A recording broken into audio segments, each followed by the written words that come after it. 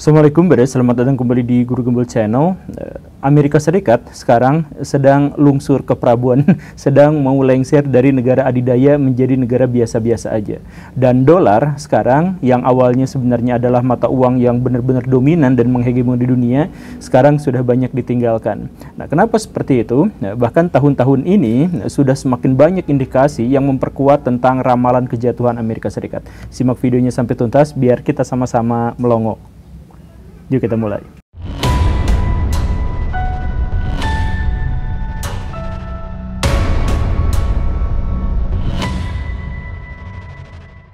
Sampai tahun 1930-an, Amerika Serikat itu adalah negara yang besar tetapi tidak terlalu diperhitungkan di dunia, tidak dianggap sebagai negara adidaya ataupun dianggap sebagai negara yang superior. Biasa-biasa aja, hanya perwakilan, hanya satu di antara sekian banyak perwakilan dari negara yang menganut peradaban barat. Begitu. Tetapi momentum perubahan Amerika Serikat dari negara biasa-biasa aja berubah menjadi negara adidaya itu terjadi selepas Perang Dunia Kedua. Jadi kronologinya bisa kita lihat tentang betapa mujur dan betapa cerdik Amerika Serikat. Di awal-awal Perang Dunia Kedua atau menjelang Perang Dunia Kedua, Amerika Serikat itu sudah mematen sebuah kebijakan isolasi, bahwa mereka tidak akan terikat dan terlibat pada aliansi sekutu apapun, tidak akan terlibat dalam perang apapun, tidak akan berebut wilayah manapun juga, kata Amerika Serikat. Kenapa seperti itu? Karena wilayahnya sudah sangat besar, sumber dayanya sudah terlalu banyak, meliputi 10 juta kilometer persegi, dan wilayahnya itu jauh dari daratan-daratan yang menjadi sumber dan pusat konflik. Ribuan kilometer dari Eropa dan ribuan kilometer dari Asia. Dan karena itu, maka apa untungnya kalau misalkan Amerika Serikat harus terlibat dalam sebuah perang untuk memperebutkan sesuatu? Karena mereka sudah memiliki semuanya, dan kalau mereka berperang, resikonya adalah mereka akan kehilangan semuanya. Kan seperti itu. Tetapi di sisi lain, nah ada pemerintahan Amerika Serikat, pejabat-pejabat di Amerika Serikat yang berpikir sebaliknya, bahwa perang itu adalah sebuah cara untuk mendapatkan cuan yang jauh lebih besar dengan kemungkinan mendapatkan dan menguasai hegemoni yang jauh lebih kuat lagi.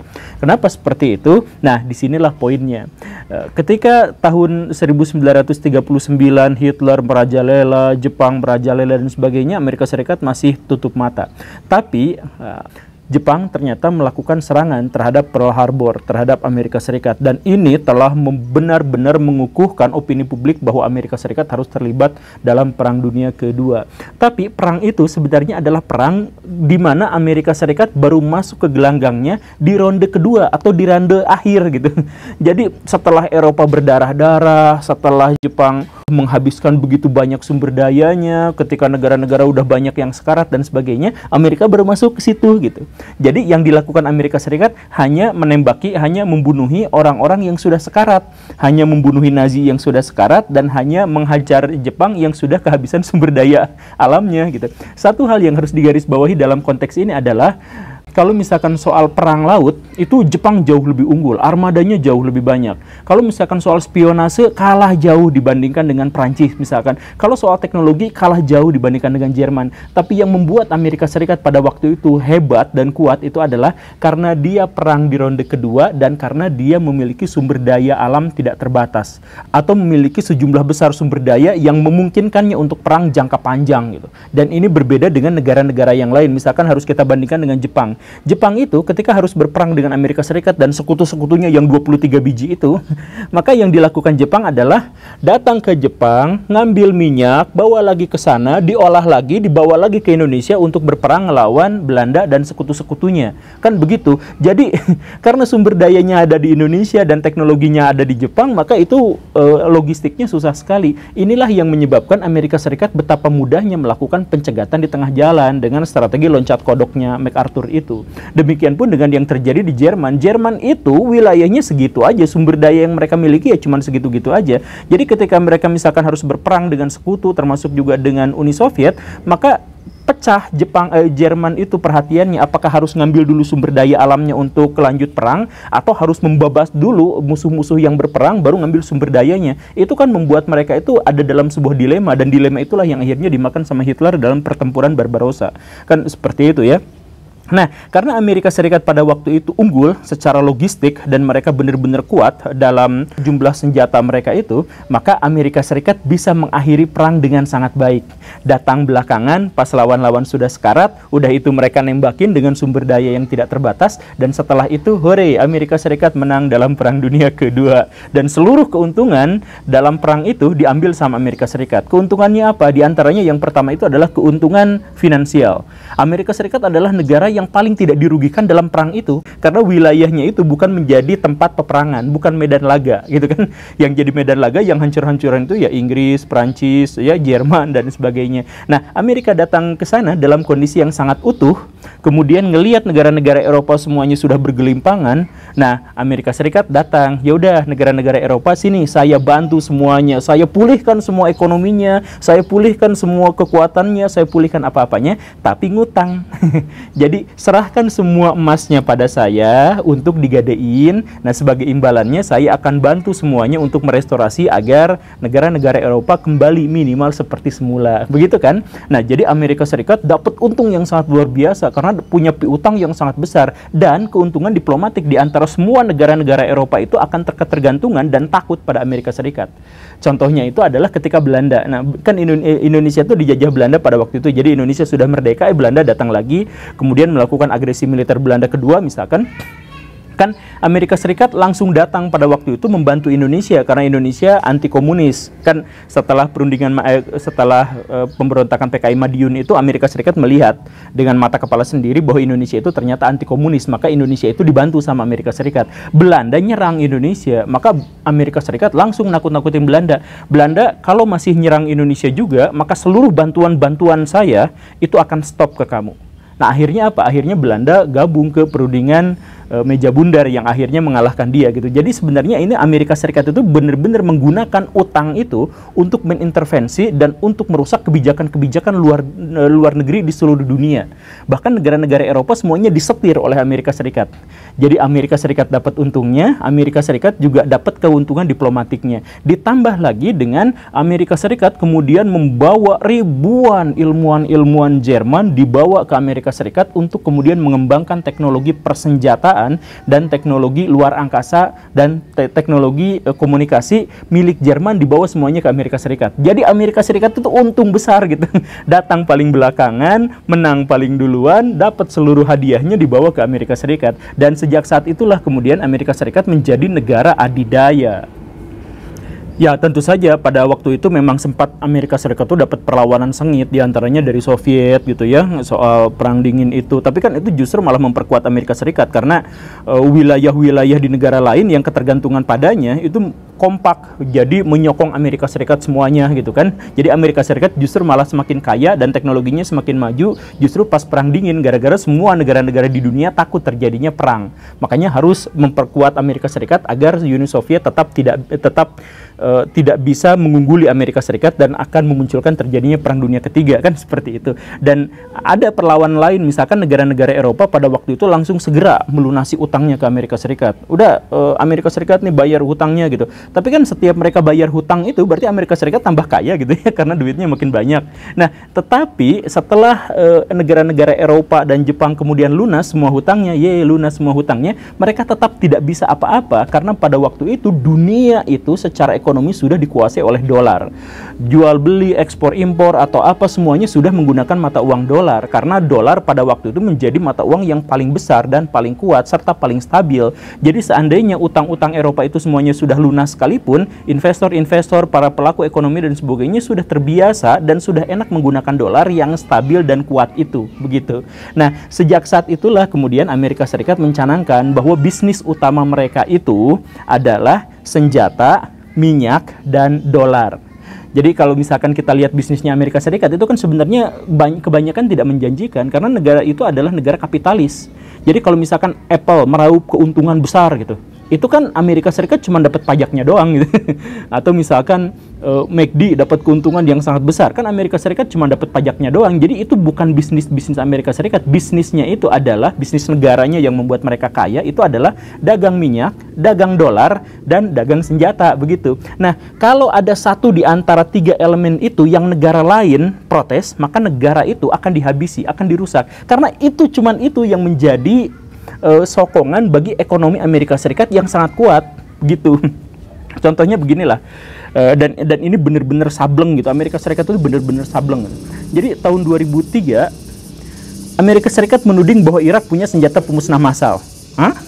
Dan yang lebih cupunya lagi adalah 20 Maret di tahun 2003 itu akhirnya Amerika Serikat benar-benar membombardir Irak dengan seluruh kekuatan tempurnya. 160.000 personil tentara diberangkatkan ke sana, ditambah minta dukungan sama Inggris, sama Australia, sama Polandia dan sebagainya untuk menyerang ke sana, yang katanya memang untuk menjaga perdamaian dunia karena Irak itu memiliki senjata pemusnah massal. Apa yang sebenarnya dimiliki oleh Irak? Senjata pemusnah massalnya itu apa? 3 kata Amerika Serikat. 1 senjata biologis, 2 senjata kimia, 3 senjata nuklir. Yang ketiga-tiganya kalau misalkan diaktifkan itu bisa menghancurkan seluruh dunia dan menyusutkan populasi global dalam waktu kurang dari 1 jam. Itu propaganda Amerika Serikat luar biasa sekali, bombastis sekali. Bagaimana ceritanya sebuah negara yang namanya Irak bisa menghancurkan dunia dalam 40 menit. Tapi itulah yang kemudian dipropagandakan Amerika Serikat agar Amerika Serikat diizinkan masuk ke wilayah itu untuk menggulingkan kekuasaan Saddam Hussein. PBB dan negara-negara yang lain menolak. Amerika Serikat nggak boleh kayak gitu. Kamu kan menyerangnya secara sepihak dan tidak pernah ada bukti bahwa Amerika Serikat itu benar soal kepemilikan senjata-senjata yang dimiliki oleh Irak itu. Tidak pernah ada bukti. Tapi ya Amerika Serikat pokoknya mah serang-serang aja karena betapapun tidak disetujui sama negara yang lain, negara-negara itu tidak akan berani ngelawan Amerika Serikat karena alasan-alasan yang sebelumnya tadi itu. Gitu ya, termasuk di PBB juga. PBB udah disuap sama miliaran dolar, udah diem aja lu. Kayak gitu kan. Nah, akhirnya Amerika Serikat menyerang Irak. Berapa korban jiwa pada waktu itu? Korban jiwa selama peperangan dalam 40 hari itu sekitar 270.000 manusia meninggal dunia. Kebanyakan adalah warga sipil. Dan setelah itu perang tidak selesai.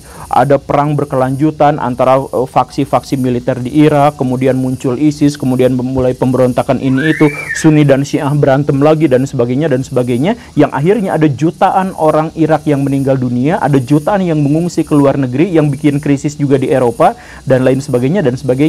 Itu hal yang sangat tragis itu dilakukan hanya gara-gara sebuah tuduhan yang katanya Irak memiliki senjata pemusnah massal. Setelah diselidiki, dicari-cari, PBB datang, seluruh dunia datang ke situ dan sebagainya, tidak pernah ditemukan itu. Yang justru ditemukan adalah 2 hal. Yang pertama adalah bahwa kalaupun Amerika Serikat menuduh bahwa Irak memiliki senjata pemusnah massal, iya, itu dulu. Jadi waktu perang Teluk pertama, Irak ngelawan Iran, Amerika Serikat yang benci setengah mati sama Iran gara-gara revolusi Islamnya itu di bawah Ayatullah Khomeini, itu membekali Irak dengan senjata pemusnah massal untuk menghancurkan orang-orang Iran. Dan akhirnya apa? 2 juta orang Iran mati gara-gara itu, gara-gara senjata pemusnah massal itu. Itu Amerika Serikat yang ngasih. Itu yang pertama. Kemudian yang kedua, setelah perang usai, Irak tidak memiliki sumber daya untuk bisa mengelola senjata-senjata itu karena teknologi mereka lemah, ekonomi mereka lemah, sumber daya manusia mereka lemah. Akhirnya senjata-senjata itu hilang tanpa bekas dan tidak ada pengembangan sama sekali. Kan begitu. Tetapi Amerika Serikat justru malah menuduh bahwa Irak mengembangkan senjata pemusnah massal yang dia kasih sendiri itu. Ya, tapi tapi akhirnya kan seluruh dunia akhirnya tahu bahwa Amerika Serikat itu bikin hoax atau kejebak hoax bahwa di situ sebenarnya ada senjata pemusnah massal. Jadi ngapain juga sebenarnya Amerika Serikat nyerang Irak kalau tidak ada senjata pemusnah massalnya? Apa sebenarnya motif Amerika Serikat? Diketahuilah belakangan bahwa masalah utamanya itu adalah Irak yang sudah diembargo itu kemudian siap-siap dagang minyaknya pakai euro. Sama Jerman, sama Prancis, dan lain-lain. Amerika Serikat panik. Kan tadi bisnis mereka itu cuma 3 doang itu. Dagang dolar, dagang minyak, sama dagang senjata. Nah, kalau ada Irak dagang minyak, pakai euro, bukan pakai dolar, itu berarti pengkhianatan double kepada bisnis Amerika Serikat. Amerika Serikat marah. Daripada nanti dolarnya itu turun, daripada nanti ekonominya berkurang sedikit, mendingan warga Irak yang berubah menjadi lebih sedikit. Dibantai mereka semua. Orang-orang Amerika Serikat gak peduli dengan kematian banyak orang, gak peduli dengan kesengsaraan lebih banyak orang. Yang paling penting itu adalah bahwa dolarnya menguasai dunia dunia, senjatanya menghegimoni dunia, dan minyaknya dimonopoli sama dirinya. Udah itu aja, yang lain mereka nggak peduli dengan itu. Ya, jadi ini lagi-lagi urusannya adalah dolar, dan ya sampai sekarang udahlah ceritanya diabaikan. Sekarang Irak ribut terus, ISIS masih ada dan sebagainya. Ya itu mah mereka udah nggak peduli lagi, mereka tetap menikmati kedikdayaannya. Nah, tetapi di tahun-tahun itu juga lah mulai berkembang negara-negara yang siap untuk menjadi negara adidaya. Ada 4 negara yang pada waktu itu berusaha untuk menjadi negara adidaya setelah keruntuhan Soviet. Ada India, ada Cina, ada Brazil, dan ada Rusia. Ada 4 negara itu. Nah, 4 negara itu setelah setelah perang dingin itu naik terus-terusan, berusaha mengembangkan masing-masing gitu ya. India dengan populasinya yang ditingkatkan gitu ya.